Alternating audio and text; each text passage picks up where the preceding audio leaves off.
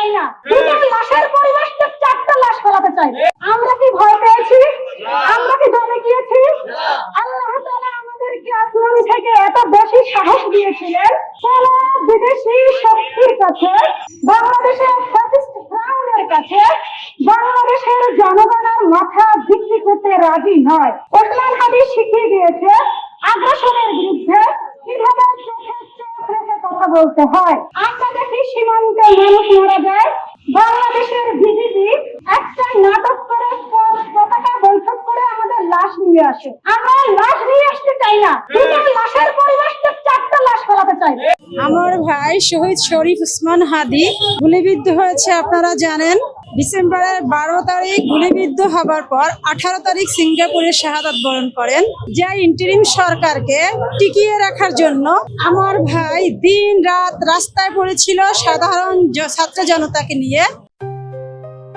JBS holdings limited. সেই interim সরকার আমার ভাইয়ের রক্তের সাথে বেইমানি করে গেছে। আমার ভাই গুলিবিদ্ধ হবার পর শাহাদাতের পরেও 2 মাস ইন্টারিম ক্ষমতায় ছিল।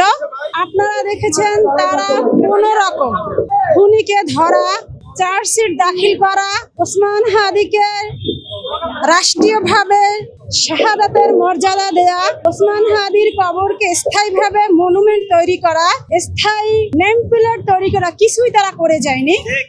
বাংলাদেশের জনগণ ভেবেছিল একটা নির্বাচিত সরকার আসলে অবশ্যই তার প্রথম কাজ হবে ওসমান হাদি হত্যার বিচার। আমরা দেখেছি দিল্লির প্রেসক্রিপশনে বাংলাদেশের নির্বাচনকে বানচাল করার জন্য ওসমান হাদিকে হত্যা করা হয়। বাংলাদেশের আপামর জনগণ এটা বুঝতে পেরেছে এবং নির্বাচনকে বানচাল হতে দেয়নি, নির্বাচন উঠিয়েছে। কিন্তু নির্বাচন উঠানোর পরে নির্বাচিত সরকারের যে সাধারণ মানুষের যে আকাঙ্ক্ষা ছিল, নির্বাচিত সরকার ক্ষমতায় এসে ওসমান হাদির বিচারের ব্যাপারে তৎপর হবেন এবং আসামিদেরকে ভারত থেকে, খুনি শুটার ফয়সালকে ভারত থেকে ফেরত আনবেন। এটা না করে বিভিন্ন ইস্যুকে সামনে এসে ওসমান হাদির হত্যার বিচারের ব্যাপারে তারা কোনো আওয়াজ তোলে না। বরং এখন বাংলাদেশের জনগণ এটা স্পষ্ট বুঝতে পেরেছে যে ওসমান হাদি হত্যার পিছনে এরা কতগুলো এজেন্সি কাজ করেছে। যে ওসমান হাদি জুলাই সনদের জন্য দিন রাত 24 ঘন্টা এক করেছে জুলাই সনদ আদায়ের জন্য। আমরা দেখলাম নির্বাচিত সরকার, দক্ষিণ এশিয়ার সবচেয়ে ব্যয়বহুল হচ্ছে আমাদের বাংলাদেশের সংসদ।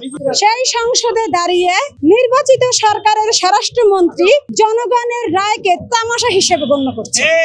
জনগণের এই জুলাই সনদকে তামাশা মনে করা, ওসমান হাদির রক্তের সাথে বেইমানি করা। আজকে যদি ওসমান হাদি সংসদে থাকতো তাহলে কারো সাধ্য নাই জুলাই সনদের বিপক্ষে দাঁড়িয়ে সংসদে দাঁড়িয়ে গলা উঁচু করে কথা বলবে। এবং আমরা রিসেন্টলি দেখেছি, আমরা চাই বিচার। বাংলাদেশে অনেক কিছু আসবে যাবে, তাতে 16 কোটি জনগণের কিচ্ছু যায় আসে না। ওসমান হাদির বিচার করতে হবে এবং ওসমান হাদির বিচার আদায় করি আমরা ঘরে ফিরবো।